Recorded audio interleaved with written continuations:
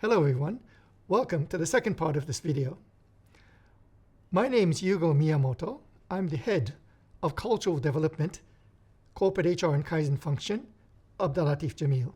I hope you've all enjoyed the videos of our shareholders talking about their understanding of Kaizen and their commitment towards developing a Kaizen culture here at Abdul Latif Jameel.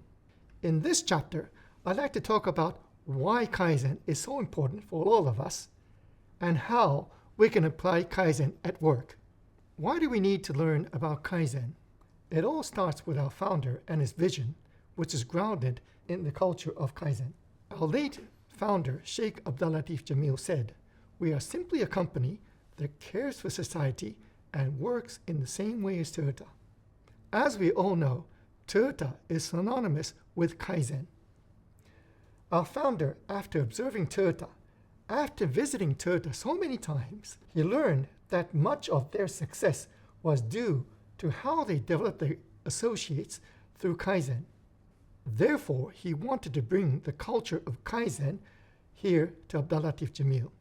That is why Kaizen is one of the 4 pillars of the Jameel principles which guide the way that we work together. When you heard our founder and chairman say, Toyota, what went through your mind, honestly? Toyota, Kaizen, too meticulous, demands insane discipline. We're not Toyota. We're not in manufacturing. We're different from the Japanese, and we subconsciously dismiss the vision and decide it's not for us. But should we? The concept of Kaizen is grossly misunderstood.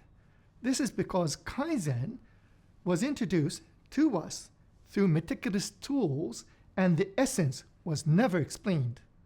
This has led to a misunderstanding that Kaizen is a technical skill and it is only applicable for junior staff members and frontline workers. But this isn't the true meaning of Kaizen.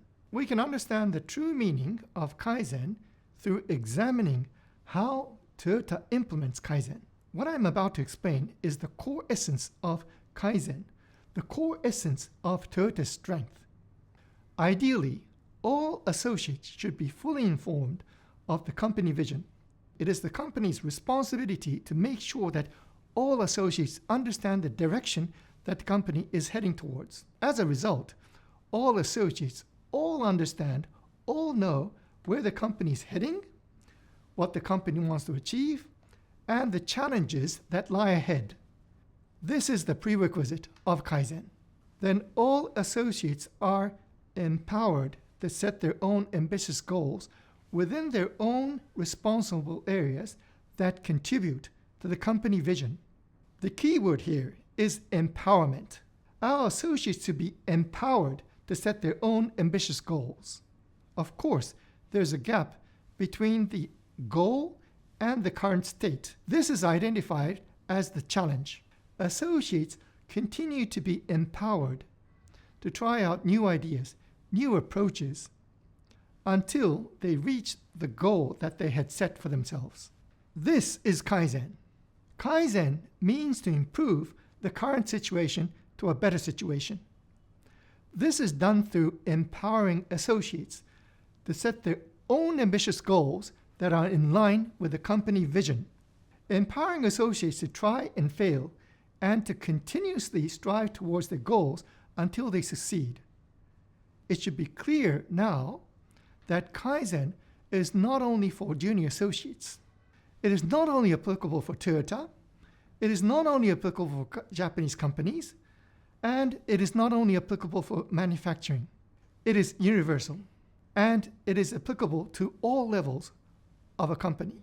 Now, if you can imagine, if all 11,000 associates at Abdul Latif Jameel are empowered to set their own challenging goals and striving to achieve them, all in line with the company vision, no matter how small each improvement may be, no matter how small each step may be, collectively it will create continuous and substantial progress for the company.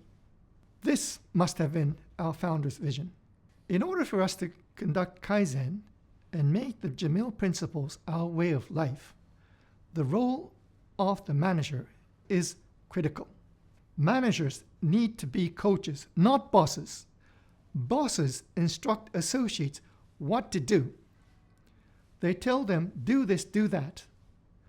They don't tell their associates why they are asking them to do so. They treat associates as tools, not allowing them to exercise their ability to think. They are not benefiting from their ingenuity. Now, coaches on the other side share with associates the company vision. They discuss and guide associates to set their own challenging goals, all in line with the company vision. Coaches should be patient. Coaches empower their associates to achieve their goals. They monitor associates carefully and guide the associates whenever they need help. They appreciate learnings from mistakes and celebrate achievements. At the same time, coaches give the same assignments to themselves and start thinking about the assignments for themselves. Through Kaizen, you will see our values, our respect for associates, and empowerment in action. Managers play a key role in ensuring that the Jameel principles and Kaizen culture take root here at Abdul Latif Jameel. Up to here, I've explained how Kaizen is aligned with our cultural vision and why Kaizen is so important for us. Now, let me explain how to Kaizen. First of all, it is important to understand that there are two types of Kaizen. One is problem solving.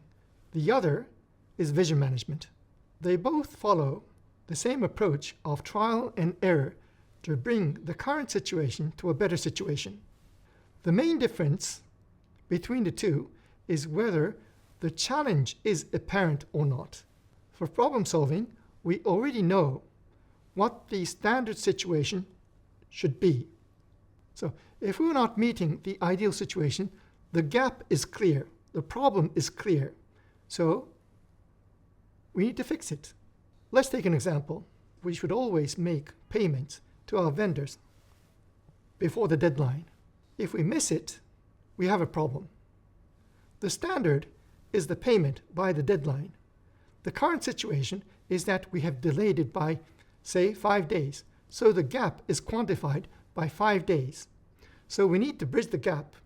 On the other hand, in the case of vision management, the ideal situation is not evident. You'll have to create, you have to define your own ideal situation. You have to create the gap between the current situation and the ideal situation. This is the reason why vision management is more difficult than problem solving, and therefore it is more suitable for managers. Managers will have to create their own vision. They'll have to create their own ideal situation that are all in line with the company vision. Imagine you're the head of a division. Your goal is to create a vibrant organization for your associates. So you conduct associate engagement surveys, you gauge yourself, you compare your scores against other divisions and find out that you are in the top group. But you don't rest there. You set your own vision to become number one by far. That is your contribution to the company. This is vision management.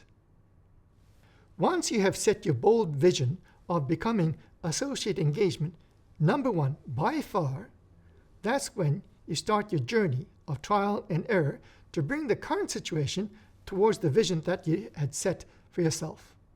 Now, in the next part, we would like to explain how to bring the current situation towards the ideal situation. There are basically 8 steps.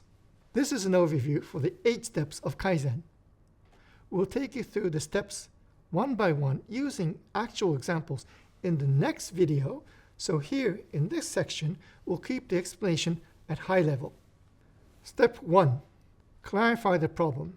When we use the word problem, it shouldn't be taken negatively. We should be excited whenever we identify problems because they are opportunities to improve.